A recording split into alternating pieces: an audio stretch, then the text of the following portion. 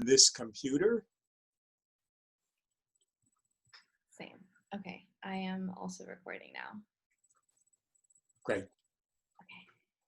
Hi, my name is Erinn Bacchus, and I'm currently a second-year graduate student at the CUNY School of Public Health in the Department of Community Health and Health Policy. I'm here with two of my professors at CUNY because we wrote an op-ed regarding some of the issues surrounding funding CUNY during this difficult time of COVID. I'd like to next introduce Michelle Fine. Hi, I'm Michelle Fine. I'm at the Graduate Center and at the Public Science Project. I teach in critical psychology, urban education, American studies, and gender women's studies. And through the summer have been involved with the PSC, watching amazing caravans all over the city and in the CUNY Summer of Struggle. So that we can get both the funding and the political support we deserve. And our third co-author is Nick Freudenberg. Hi, I'm Nick Freudenberg. I'm a distinguished professor of public health at the CUNY Graduate School of Public Health and Health Policy. And I've been connected to CUNY for more than 40 years. I graduated from Hunter College when it cost $75 a semester. And since I joined the faculty, I've been a member of the PSC and depend on them to protect both my interests as a faculty member and the interests of other faculty and staff, but also to protect our students and to get the resources CUNY needs to do its job right. In April, colleagues and I, including Erinn, who you'll hear from in a minute, conducted a survey of a representative sample of CUNY students to find out the impact of the COVID pandemic on the experiences of CUNY students. And I wanted to take just a little time to tell you about that survey. What we found was very disturbing. We found that the already high levels of food insecurity among CUNY students had doubled from a year ago as a result of the pandemic. We found that the already high levels of anxiety and depression among CUNY students had also doubled since a year ago. And I think these speak to the immense challenges that the epidemic and the economic collapse that came after it have imposed on our students, making it harder for them to study, harder for them to complete their education. CUNY is a treasure. It has moved more New Yorkers into the middle class or higher from poverty than all the Ivy League schools combined, Stanford, MIT, and the University of Chicago. CUNY is a ticket out of poverty, into the middle class, and into a lifetime of success, civic engagement, and contribution to our society.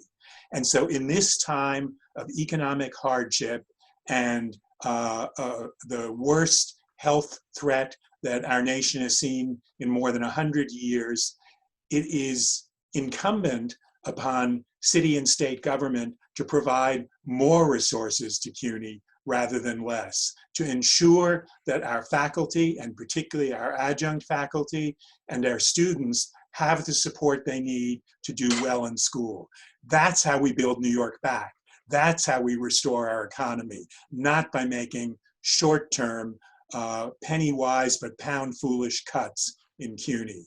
And so I really hope that as a result of the actions today and in the coming weeks, we will persuade the governor, the mayor, the city council, and the state legislature, as well as, of course, Congress and the president, to make the right decisions about supporting CUNY and other institutions of public higher education.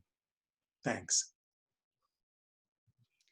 And just to tag off of that a little bit, we already know how difficult it is for marginalized communities, immigrant communities, and students of color to access education, including higher education. CUNY has been a way out for these students, as Nick has so eloquently described. And right now, we can't afford to have further cuts. These students are depending on us. We need this funding in order for our education to continue. as a second-year graduate student, I can speak to how important that is to me and myself, as well as many of my colleagues and my peers in my program.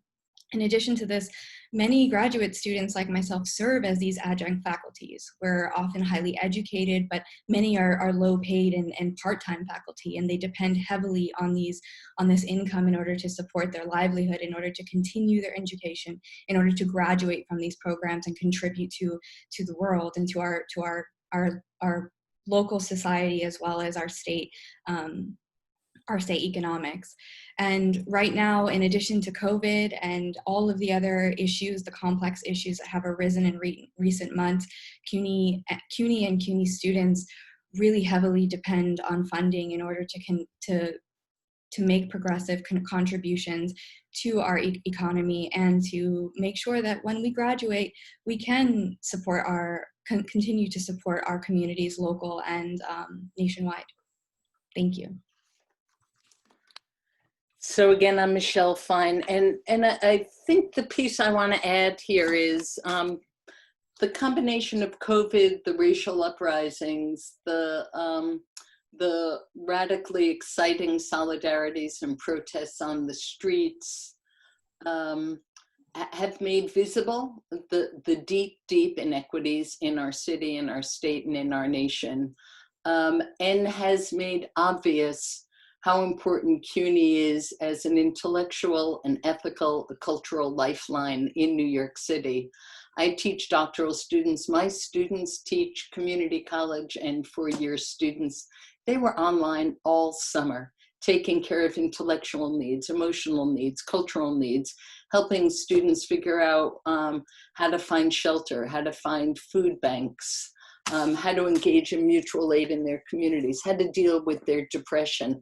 I used to teach at University of Pennsylvania. CUNY has a whole other ethic. We are obligated to the city of New York. And at a time when vulnerabilities and needs are way up and tensions are way up, CUNY has provided a multicultural lifeline within and across our campuses. And I have to say the PSC is the blood that runs through the veins of CUNY. It's the heart that pumps it.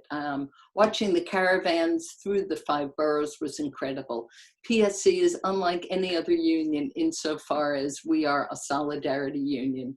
We are about faculty, staff, and graduate students. And that's not always easy to keep those commitments aligned. And yet I think our leadership tries really hard to do that.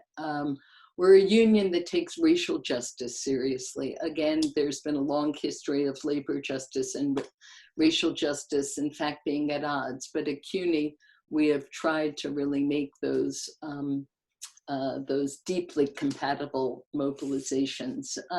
So I guess I wanna end with some gratitude for the work of PSC and the fact that, as Nick and Erinn have said, Congress, the state, and the city have got to invest in CUNY, but also CUNY needs to distribute the CARES Act money to the campuses. And to the extent that we have to cut from the top, not from the bottom. We need to restore our adjuncts. We need to make sure our graduate students have insurance. We have to support our college assistants. We have to take a serious look at our curriculum and make sure it's as anti-racist and anti-Islamophobic as it should be. There is a reckoning around us, and CUNY does better than most, but it is time to think through, are we as diverse? Is our curriculum as decolonized? Do we have the resources to support the mental health and the cultural dignity and the struggles that our students are engaged? So I want to thank the PSC. I know today is a rallying day, but I think this is a moment to think about the accountability of higher ed to the city, the accountability of the union to anti-racist and multicultural struggles, and the accountability of the city, the state, and the country to the treasure that is CUNY. It's a wrap. Bye, all.